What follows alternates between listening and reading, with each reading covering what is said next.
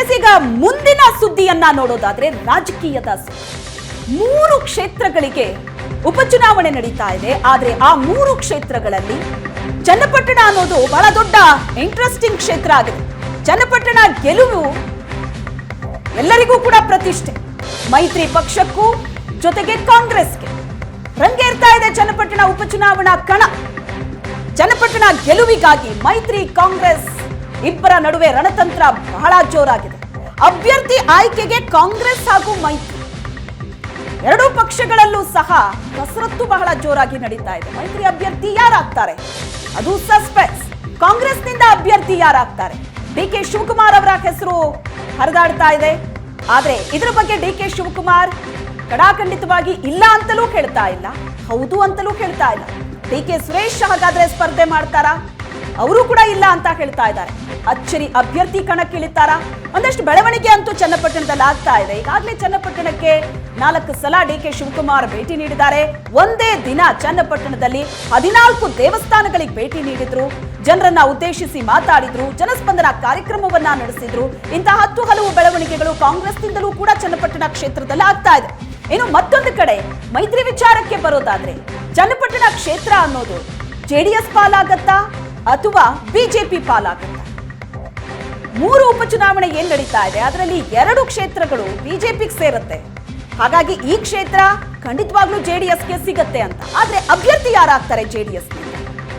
ಕುಮಾರಸ್ವಾಮಿ ಅವರು ಇಲ್ಲಿ ಕಳೆದ ವಿಧಾನಸಭೆ ಚುನಾವಣೆಯಲ್ಲಿ ಗೆದ್ದು ಬಂದವರು. ಈಗ ಲೋಕಸಭೆ ಚುನಾವಣೆಯಲ್ಲಿ ಗೆದ್ದು ಕೇಂದ್ರ ಸಚಿವರಾಗಿದ್ದಾರೆ. ಸೆಕೆಂಡ್ ಲೈನ್ ಲೀಡರ್ ಯಾರಿದ್ದಾರೆ ಅಂತ ನೋಡಿದ್ರೆ ಅಂತಹ ಯಾವ ಅಭ್ಯರ್ಥಿ ಜೆಡಿಎಸ್ ನಲ್ಲಿ ಕಾಣಿಸೋದಿಲ್ಲ. ಇನ್ನು ನಿಖಿಲ್ ಕುಮಾರಸ್ವಾಮಿ ಈಗಾಗಲೇ 2 ಬಾರಿ ಚುನಾವಣೆ ಸೋತಿರೋದ್ರಿಂದ ನಿಖಿಲ್ ಕುಮಾರಸ್ವಾಮಿಯನ್ನ ಈ ಕ್ಷೇತ್ರದಿಂದ ಕಣಕ್ಕಿಳಿಸೋದ್ರ ಬಗ್ಗೆ ಕುಮಾರಸ್ವಾಮಿ ಅವರು ಕೂಡ ಇನ್ನೂ ಪಕ್ಕಾ ನಿರ್ಧಾರ ಮಾಡದಂತೆ ಕಾಣಿಸ್ತಾ ಇಲ್ಲ. ಆದ್ರೆ ಹೆಸರಂತೂ ಓಡಾಡ್ತಾ ಇದೆ. ಒಂದು ವೇಳೆ ಅಪ್ಪಿತಪ್ಪಿ ಚನ್ನಪಟ್ಟಣ ಕ್ಷೇತ್ರದಿಂದ ಮತ್ತೆ ನಿಖಿಲ್ ಏನಾದ್ರೂ ಸೋಲನ್ನಪ್ಪಿದ್ರೆ ಅದು ಬಹಳ ದೊಡ್ಡ ಕೆಟ್ಟ ಮೆಸೇಜ್ ಪಾಸ್ ಮಾಡ್ದಂಗೆ ಆಗತ್ತೆ, ನೆಗೆಟಿವ್ ಮೆಸೇಜ್ ಆಗತ್ತೆ ಅದು ಅನ್ನೋ ಕಾರಣಕ್ಕೆ ಒಂದು ಸ್ವಲ್ಪ ಹಿಂದೆ ಸರಿತಿದ್ದಾರೆ ಅಂತ ಹೇಳ್ಬೋದು. ಆದ್ರೆ ಈಗ ಸಿಪಿ ಯೋಗೇಶ್ವರ್ ಕತೆ ಏನು? ಆ ಕ್ಷೇತ್ರದಿಂದ ಕಣಕ್ಕಿಳಿಯೋದಕ್ಕೆ ಇಂಟ್ರೆಸ್ಟೆಡ್ ಇದ್ದಾರೆ. ಆದ್ರೆ ಆ ಕ್ಷೇತ್ರ ಜೆಡಿಎಸ್ ಪಾಲಾದ್ರೆ ಸಿಪಿ ಯೋಗೇಶ್ವರ್ ಏನ್ ಮಾಡ್ತಾರೆ? ಜೆಡಿಎಸ್ ಚಿಹ್ನೆಯಡಿ ಸಿಪಿ ಯೋಗೇಶ್ವರ್ ಚನ್ನಪಟ್ಟಣದಿಂದ ಸ್ಪರ್ಧೆ ಮಾಡ್ತಾರಾ? ಒಂದು ವೇಳೆ ಜೆಡಿಎಸ್ ಚಿಹ್ನೆಯಿಂದ ಸಿಪಿ ಯೋಗೇಶ್ವರ್ ಸ್ಪರ್ಧೆ ಮಾಡಿದ್ದೆ ಆದ್ರೆ ಈಗ ವಿಧಾನ ಪರಿಷತ್ ಸದಸ್ಯರು ಇನ್ನು 2 ವರ್ಷ ಇದೆ ಅಧಿಕಾರವು, ಅಲ್ಲಿ ರಾಜೀನಾಮೆ ಕೊಟ್ಟು ಜೆಡಿಎಸ್ ನಿಂದ ಕಣಕ್ಕಿಳಿಬೇಕಾಗತ್ತೆ. ಒಂದ್ ವೇಳೆ ಬಿಜೆಪಿಯಿಂದಲೇ ಕಣಕ್ಕಿಳಿಯೋದಾದ್ರೆ ವಿಧಾನ ಪರಿಷತ್ ಸ್ಥಾನಕ್ಕೆ ರಾಜೀನಾಮೆ ಕೊಡಬೇಕು ಅಂತ ಇರೋದಿಲ್ಲ. ಈ ಕೆಲಸವನ್ನ ಸಿಪಿ ಯೋಗೇಶ್ವರ್ ಮಾಡ್ತಾರಾ? ಮತ್ತೊಂದ್ ಕಡೆ ಡಿಕೆ ಶಿವಕುಮಾರ್ಗೂ ಇದು ಪ್ರತಿಷ್ಠೆ. ಯಾಕಂದ್ರೆ ಬೆಂಗಳೂರು ಗ್ರಾಮಾಂತರ ಕ್ಷೇತ್ರ ಕೈ ತಪ್ಪಿದೆ. ಉಪಮುಖ್ಯಮಂತ್ರಿ, ಕೆಪಿಸಿಸಿ ಅಧ್ಯಕ್ಷ ಪಟ್ಟ ಒಂದು ಕ್ಷೇತ್ರ ಗೆಲ್ಲೋದಕ್ಕಾಗಿಲ್ವಾ ಅನ್ನುವಂತ ಕೆಟ್ಟ ಹಣೆಪಟ್ಟಿ ಬರುತ್ತೆ. ಈಗಾಗಲೇ ಸಾಕಷ್ಟು ಮುಜುಗರ ಕೂಡ ಆಗಿದೆ ಬೆಂಗಳೂರು ಗ್ರಾಮಾಂತರ ಕ್ಷೇತ್ರದ ಸೋಲಿನಿಂದಾಗಿ. ಹಾಗಾಗಿ ಚನ್ನಪಟ್ಟಣ ಕ್ಷೇತ್ರ ಬೇಕೇ ಬೇಕು ಅಂತ ಈಗ ಅಖಾಡಕ್ಕಿಳಿದಿದ್ದಾರೆ ಡಿಕೆ ಶಿವಕುಮಾರ್. ಹಾಗಾದ್ರೆ ಯಾವ ರೀತಿಯಾದಂತ ಬೆಳವಣಿಗೆ ಕ್ಷೇತ್ರದ ಒಳಗಡೆ ಆಗ್ತಾ ಇದೆ? ಎರಡೂ ಪಕ್ಷದಲ್ಲೂ ಕೂಡ ಬಹಳ ಜಿದ್ದಾಜಿದ್ದಿದೆ ಚನ್ನಪಟ್ಟಣ ಕ್ಷೇತ್ರ ಕುರಿತಂತೆ. ಈ ಬಗ್ಗೆ ಹೆಚ್ಚಿನ ಡೀಟೇಲ್ಸ್ ಅನ್ನ ಕೊಡ್ತಾರೆ ಜೆಡಿಎಸ್ ಬೀಟ್ನ ರಿಪೋರ್ಟರ್ ಆಗಿರುವಂತಹ ಸುರೇಶ್ ನಮ್ಮ ಜೊತೆ ನೇರ ಸಂಪರ್ಕದಲ್ಲಿದ್ದಾರೆ. ಸುರೇಶ್, ಚನ್ನಪಟ್ಟಣ ಬಹಳ ಕ್ಯೂರಿಯಾಸಿಟಿ ಕ್ರಿಯೇಟ್ ಮಾಡ್ತಾ ಇದೆ. ಕಳೆದ ಬಾರಿ, ಅದಕ್ಕೂ ಹಿಂದಿನ ಬಾರಿ ಕುಮಾರಸ್ವಾಮಿ ಗೆದ್ದಂತಹ ಕ್ಷೇತ್ರ, ಅದಕ್ಕೂ ಹಿಂದೆ 4 ಬಾರಿ ಸಿಪಿ ಯೋಗೇಶ್ವರ್ ಬೇರೆ ಬೇರೆ ಪಕ್ಷಗಳಲ್ಲಿ ನಿಂತು ಗೆದ್ದಂತಹ ಕ್ಷೇತ್ರ. ಆದ್ರೆ ಈಗ ಕಾಂಗ್ರೆಸ್ನಿಂದ ಅಭ್ಯರ್ಥಿ ಯಾರಾಗ್ತಾರೆ, at the same time JDS ನಿಂದ ಅಭ್ಯರ್ಥಿ ಯಾರಾಗ್ತಾರೆ ಅನ್ನೋ ಕುತೂಹಲ ಇದೆ.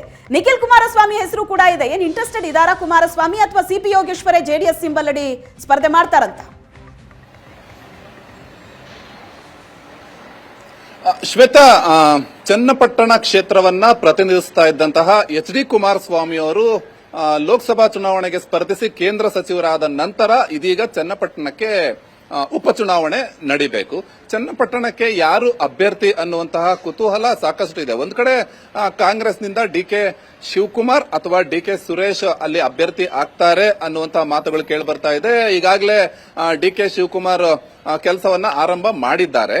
ಆದ್ರೆ ಮೈತ್ರಿ ಪಕ್ಷದಿಂದ, ಅಂದ್ರೆ ಇದೀಗ ಬಿಜೆಪಿ ಮತ್ತೆ ಜೆಡಿಎಸ್ ಇಬ್ರು ಕೂಡ ಮೈತ್ರಿಯಲ್ಲಿ ಇರೋದ್ರಿಂದ ಚನ್ನಪಟ್ಟಣದಿಂದ ಯಾರು ಅಭ್ಯರ್ಥಿ ಆಗ್ತಾರೆ ಅನ್ನುವಂಥದ್ದು ಹೇಳಿ ಕೇಳಿ ಚನ್ನಪಟ್ಟಣ ಜೆಡಿಎಸ್ ನ ಕ್ಷೇತ್ರ ಆಗಿತ್ತು. ಕುಮಾರಸ್ವಾಮಿ ಅವರು ಅಲ್ಲಿನ ಶಾಸಕರಾಗಿದ್ರು.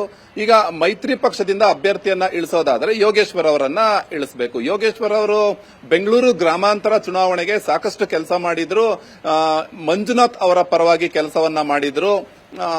ಕುಮಾರಸ್ವಾಮಿ ಅವರು ಅವರಿಗೊಂದು ಮಾತನ್ನ ಕೊಟ್ಟಿದ್ರು, ಮುಂದೆ ನಿಮಗೆ ಕ್ಷೇತ್ರವನ್ನ ಬಿಟ್ಕೊಡ್ತೀನಿ ಅನ್ನುವಂತ ಒಂದಷ್ಟು ಚರ್ಚೆಗಳು ಕೂಡ ಇದೆ. ಹಾಗಾಗಿ ಯೋಗೇಶ್ವರ್ ಅವರಿಗೆ ಕ್ಷೇತ್ರವನ್ನ ಬಿಟ್ಟುಕೊಟ್ಟಿದ್ದೆ ಆದಲ್ಲಿ ಅದು ಬಿಜೆಪಿಗೆ ಬಿಟ್ಕೊಟ್ಟ ಹಾಗೆ ಆಗುತ್ತೆ. ಆದ್ರೆ ಜೆಡಿಎಸ್ ಕ್ಷೇತ್ರ ಆಗಿರುವಂತಹ ಚನ್ನಪಟ್ಟಣವನ್ನ ಬಿಜೆಪಿಗೆ ಬಿಟ್ಟುಕೊಡೋದು ಹೇಗೆ ಅನ್ನುವಂಥದ್ದು ಒಂದು ಲೆಕ್ಕಾಚಾರ, ರಾಜಕೀಯ ಲೆಕ್ಕಾಚಾರಗಳು ಕೂಡ ಇರುತ್ತೆ. ಹಾಗಾಗಿ ಯೋಗೇಶ್ವರ್ ಅವರನ್ನ ಜೆಡಿಎಸ್ ಚಿಹ್ನೆ ಅಡಿ ಅಲ್ಲಿ ಕಣಕ್ಕಿಳಿಸಬೇಕು ಅನ್ನುವಂಥದ್ದು ಜೆಡಿಎಸ್ನ ನಾಯಕರ ಒಂದು ಅಭಿಪ್ರಾಯ ಆಗಿದೆ. ಇದ್ರ ಬಗ್ಗೆ ಒಂದಷ್ಟು ಮಾತುಕತೆ ಕೂಡ ಆಗಿದೆ. ಮತ್ತೊಂದು ಕಡೆ ನಿಖಿಲ್ ಕುಮಾರಸ್ವಾಮಿ ಕೂಡ ಸಾಕಷ್ಟು ಆಕ್ಟಿವ್ ಆಗಿದ್ದರು ಇತ್ತೀಚಿನ ದಿನಗಳಲ್ಲಿ. ಕುಮಾರಸ್ವಾಮಿ ಅವರು ನಿಖಿಲ್ ಕುಮಾರಸ್ವಾಮಿ ಅವರನ್ನ ಅಲ್ಲಿ ಅಭ್ಯರ್ಥಿಯನ್ನಾಗಿ ಮಾಡ್ತಾರೆ ಅನ್ನುವಂತ ಚರ್ಚೆಗಳು ಕೂಡ ಕೇಳಿಬರ್ತಾ ಇತ್ತು. ಆದ್ರೆ ಯಾವುದೇ ಕಾರಣಕ್ಕೂ ನಾನು ಚನ್ನಪಟ್ಟಣದಿಂದ ಸ್ಪರ್ಧೆ ಮಾಡೋದಿಲ್ಲ, ನನ್ನ ಉದ್ದೇಶ ಗುರಿ ಎಲ್ಲವೂ ಕೂಡ ರಾಮನಗರ ಮಾತ್ರ ಆಗಿದೆ, ಮುಂದಿನ ಚುನಾವಣೆಯಲ್ಲಿ ನಾನು ರಾಮನಗರ ಕ್ಷೇತ್ರದಿಂದಲೇ ಸ್ಪರ್ಧೆ ಮಾಡ್ತೀನಿ ಅನ್ನುವಂತ ಮಾತನ್ನ ನಿಖಿಲ್ ಕುಮಾರಸ್ವಾಮಿ ಅವರು ಕೂಡ ಹೇಳಿದ್ದಾರೆ. ಒಂದು ವೇಳೆ ಈಗ ನಿಖಿಲ್ ಕುಮಾರಸ್ವಾಮಿ ಅವರನ್ನ ಮತ್ತೆ ಉಪಚುನಾವಣೆಯಲ್ಲಿ ಕಣಕ್ಕಿಳಿಸಿದ್ದೇ ಆದಲ್ಲಿ ಒಂದು ಬಹಳ ದೊಡ್ಡ ರಿಸ್ಕ್ಗೆ ಕೈ ಹಾಕದಂತೆ ಆಗುತ್ತೆ. ಈಗಾಗಲೇ 2 ಸಲ ನಿಖಿಲ್ ಕುಮಾರಸ್ವಾಮಿ ಅವರು ಇಂತಹ ಒಂದು ರಿಸ್ಕ್ಗಳನ್ನ ತೆಗೆದುಕೊಂಡಿದ್ದಾರೆ. ಒಂದು, ಎರಡನೇದಾಗಿ ಮತ್ತೊಮ್ಮೆ ಕುಟುಂಬ ರಾಜಕಾರಣ ಅನ್ನುವಂತಹ ಹಣೆಪಟ್ಟಿಗೆ ಜೆಡಿಎಸ್ ಒಳಗಾಗಬೇಕಾಗುತ್ತೆ.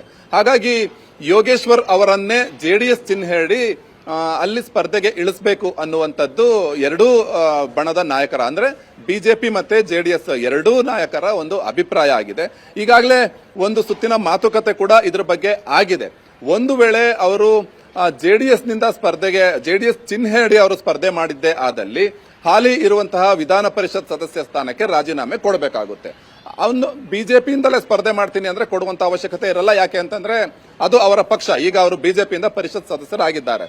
ಒಂದು ವೇಳೆ ಅವರು ಬಿಜೆಪಿಗೆ ರಾಜೀನಾಮೆ ಕೊಟ್ಟು ಜೆಡಿಎಸ್ ನಿಂದ ಸ್ಪರ್ಧೆ ಮಾಡ್ತೀನಿ ಅಂದ್ರೂ ಕೂಡ ಒಂದು ರೀತಿ ಅದು ಮತ್ತೊಂದು ರೀತಿಯಾದಂತಹ ರಿಸ್ಕ್ಗೆ ಎದುರಾದಂತೆ ಆಗುತ್ತೆ. ಹಾಗಾಗಿ ಯಾವ ಒಂದು ನಿರ್ಧಾರಕ್ಕೆ ಬರ್ತಾರೆ ಅನ್ನುವಂಥದ್ದು ಸದ್ಯದ ಪ್ರಶ್ನೆ.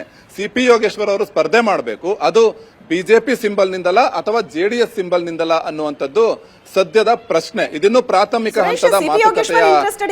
ಈಗ ಬಿಜೆಪಿ ಬೇಡ ಅಂದ್ರೂ ಜೆಡಿಎಸ್ ಸಿಂಬಲ್ ನಿಂದ ಕಣಕ್ಕಿಳಿಯೋದ್ರ ಬಗ್ಗೆ ಸಿಪಿ ಯೋಗೇಶ್ವರ್ಗೆ ಏನ್ ಸಮಸ್ಯೆ ಇಲ್ಲ ಅನ್ಸುತ್ತೆ?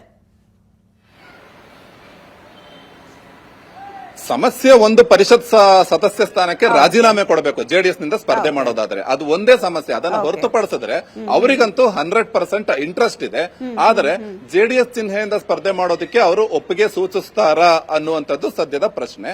ಎರಡೂ ಪಕ್ಷಗಳ ನಾಯಕರು ಕುಳಿತುಕೊಂಡು ಮಾತಾಡಿ ಒಂದು ಅಂತಿಮವಾದ ತೀರ್ಮಾನಕ್ಕೆ ಬರಬೇಕಾಗಿದೆ. ಸಿಪಿ ಯೋಗೇಶ್ವರ್ ಅವರನ್ನ ಒಪ್ಪಿಸಬೇಕಾಗಿದೆ ಸದ್ಯದ ಮಟ್ಟಿಗೆ. ಇದಿಷ್ಟು ಸದ್ಯದ ಪರಿಸ್ಥಿತಿ. ಆದ್ರೆ ಸಿಪಿ ಯೋಗೇಶ್ವರ್ ಸ್ಪರ್ಧೆ ಮಾಡ್ತಾರಾ ಅಥವಾ ಬೇರೆ ಯಾರಾದ್ರೂ ಅನ್ನುವಂಥದ್ದು ಮುಂದೆ ಚರ್ಚೆ ಹಂತದಲ್ಲಿ ತಿಳಿದು ಬರಲಿದೆ. ಶ್ವೇತಾ, ಓಕೆ, ಒಟ್ನಲ್ಲಿ ಗೊಂದಲ ಅಂತೂ ಇದೆ. ಏನಾಗುತ್ತೆ ಅನ್ನೋದನ್ನ ಕಾದು ನೋಡಬೇಕು. Thank you so much Suresh, ನಿಮ್ಮೆಲ್ಲ ಡೀಟೇಲ್ಸ್.